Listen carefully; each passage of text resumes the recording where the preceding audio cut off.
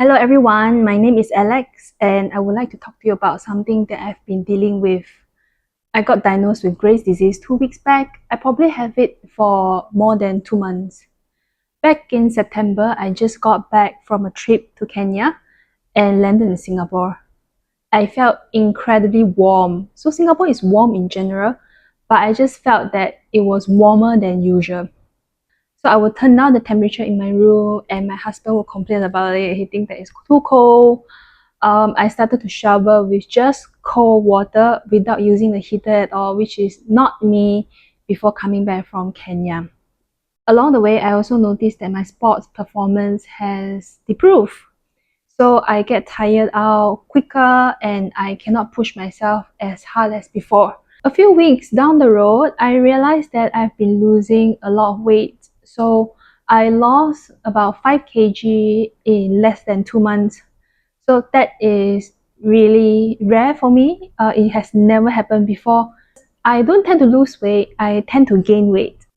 I lost a lot of weight unintentionally. I did not exercise more, I did not excessively control my diet, but I just lost weight. So initially I felt that, it's great. Maybe this is a time for me to be skinny for once. That I've never been skinny in my whole life. I was enjoying this weight loss. I was like, great. I can finally eat whatever I want with no consequences. So it was a free pass to eat all the desserts and all the carby food that I like. Right? Sometimes when I wake up in the morning, I can feel that my heart is pounding.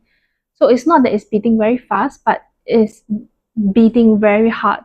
What pushed me to see a doctor eventually is because I usually have dance classes on Sunday, and that Sunday I was doing a relatively simple routine, but I was so out of breath. I was so out of breath that my friends would ask me, "Oh, are you okay?" And my dance instructor, she said, "Oh, if you are too tired, you don't have to go for the second round or third round. You can just rest." And I felt really bad about it because I love to dance and not being able to complete quite a simple routine makes me feel really sad. So I went home and Googled about it. The sudden weight loss, increased heat intolerance, and heart palpitation are signs of having thyroid issue. So on Monday, during lunch break, I went to see a doctor near my house. The doctor mentioned to me, oh, it looks like you may have Graves' disease or it could be cancer. So that's very alarming to me. Or they say, oh, your weight loss can be attributed to a parasite that you contracted back in Kenya. But he administered a blood test. So initially he administered quite a simple blood test, right? But I requested to test my thyroid antibodies as well. A few days later, the clinic sent a WhatsApp and told me that my report is ready and the doctor urgently wants to discuss with me. So that's the exact wording in the WhatsApp message. I left work and went to the clinic. So I have my report here with me. It says here that I have an abnormally high level of T3 and T4, which are the thyroid hormone, and I have an elevated level of anti-hyperoxidase. What this says is that my thyroid is under attack and therefore producing excessive amount of T3 and T4.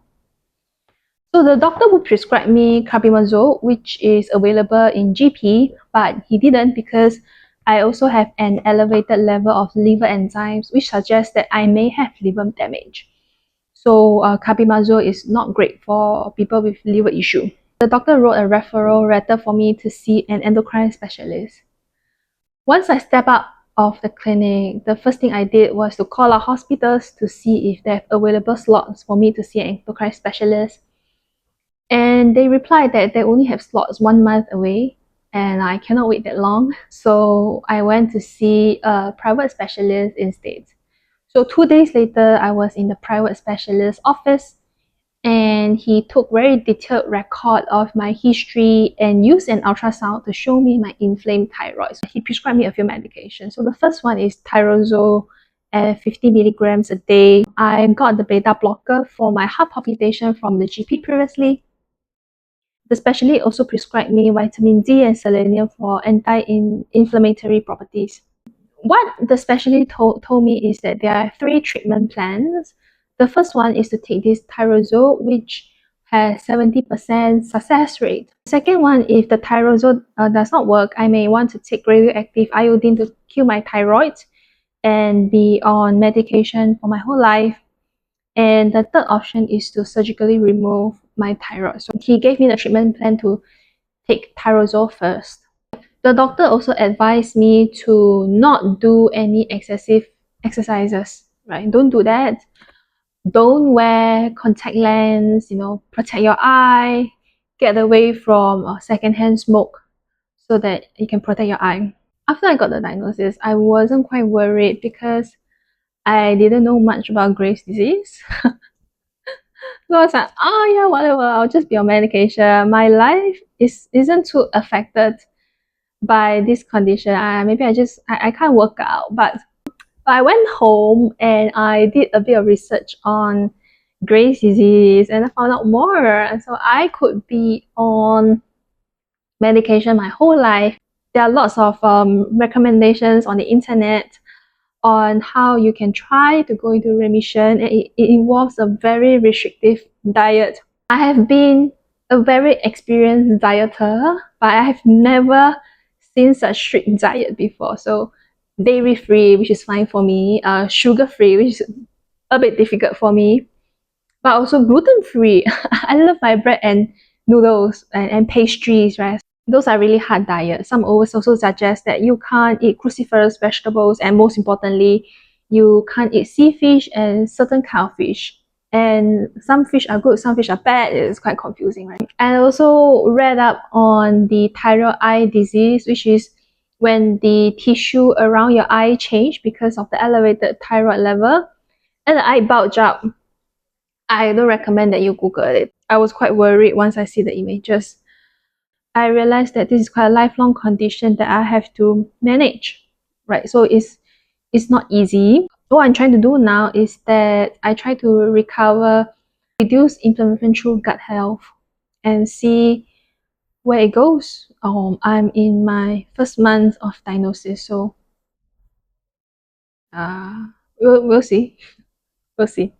Wish me luck. I'll share a bit more on how I manage this disease in the next video. So see you.